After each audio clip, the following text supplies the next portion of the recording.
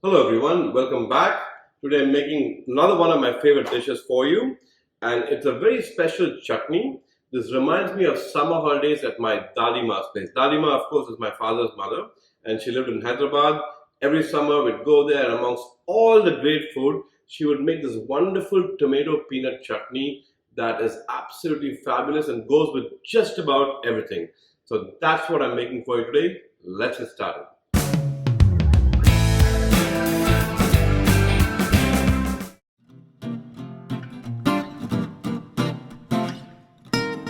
Okay, so let's get cooking with our lovely chutney.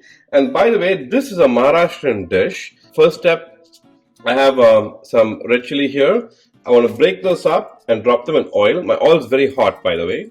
And you can use any neutral oil. I've used olive oil because we just like using it. It's healthy. You can use vegetable oil, whatever you prefer. So I have that, and you can see it's already sizzling. So in that, I'm going to add some jeera and about 1.5 teaspoons of jeera. That's also sizzling, so it's good to go.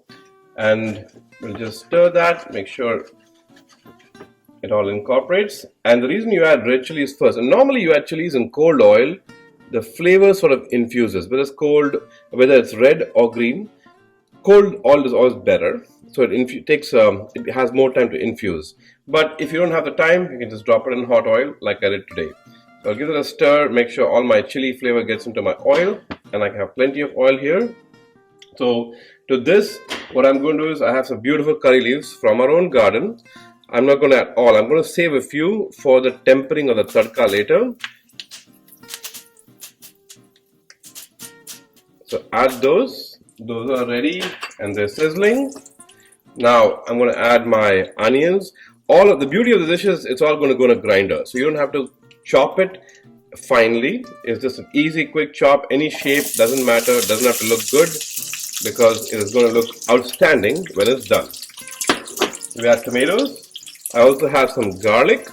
I'm going to add that, and all the quantities are below, so don't worry, you'll see them. And my green chilies. So those are the first few things that go in. These need to be sauteed together for a few minutes until the onions sweat. We don't need the onions to caramelize or brown. We just have to cook through, and then we'll get to adding the rest of the ingredients. Okay, now you can see our onions are cooked through but not browned yet, just about starting to brown. So what we're going to do is add our masalas at this stage. So I'm adding dhania powder. You can see how coarse that is because I've ground this, roasted and grounded fresh at home. But you don't have to do that. You can use store-bought, that's fine. So I want to add about 1 heaping and another half teaspoon of coriander powder.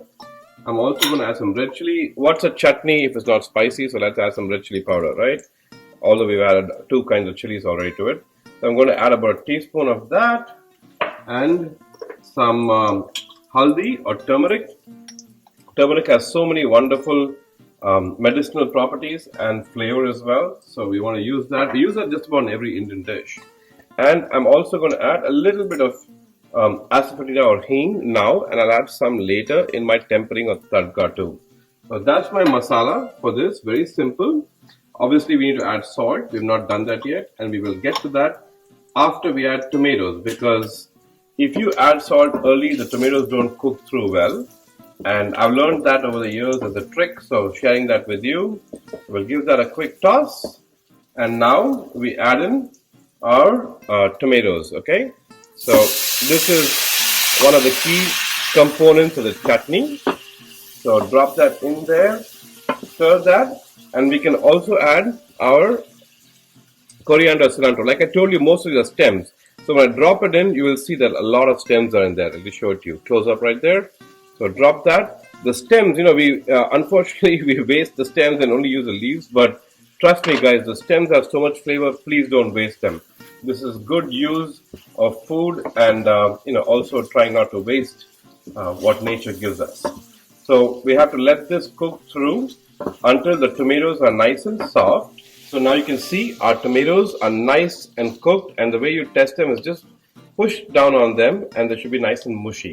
So we're good to go. We'll turn our heat off. Just turn it off. And now we add our peanuts, and we also add salt because we need to add, that's the final missing ingredient. And salt to taste. Now, normally peanuts have a little bit more salt, or I'm sorry, not peanuts, but chutneys have more salt than normal because you eat them with dosas, idlis, or rice, different things. So you can add more salt if you want. I use less salt, just trying to be a little health conscious here. So we give that a quick stir, and that is actually done. In the meantime, we'll move to our tempering. Now this has to cool before we can blend it to a chutney consistency. In the meantime, let's move over here. I have a beautiful little cast iron. You can see the oil is nice and steaming and hot. That oil, by the way, guys, is sesame oil, gingerly oil.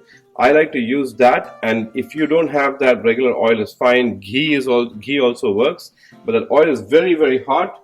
So to that, we'll add some mustard seeds. It's going to splutter, so watch out, be careful. And this is our tempering, which will go on later. So you can see how that's already sizzling. And I'm going to add more red chilies, just a couple, or maybe even one is good. And we break it into about 3 or 4 pieces. Adds very nice flavor to the dish. And this is again, reminds me of a grandma's home. I'm getting nostalgic over here cooking for you guys. That's nice and warm. It's sizzling. I also add a little bit of urad dal just for tempering, and that split urad dal. Drop that in there, and then we add some curry patta, the remaining curry patta we had from earlier, and last but not the least, some more heeng. I think every good tadka should have some heeng in it. That's just my philosophy, and I'm a big fan of heeng, so I'm using a generous amount. You can use as much as you like. We'll drop that in there, and my tadka is ready. We don't need to have those curry patta become brown or burnt, so that's good. Just move it off heat, just like that. Boom, and we're done. So we'll come back, grind this, and then add the tempering, and we should be good to go. Okay, our mixture chutney is cool enough, and now we have to grind it to a nice smooth paste. So as you can see, we have a nice, smooth, beautiful chutney. That's the consistency we want. So we're going to serve this up and add our tempering to it, and that's it. The chutney is done. Simple, easy, goes with idlis, dosas, sandwiches, however you want it, and very, very popular with all our friends. We hope you love it too. And this is a chutney that again reminds me of my childhood, so I'm sure you will love it. And thank you for watching. I'll see you next time.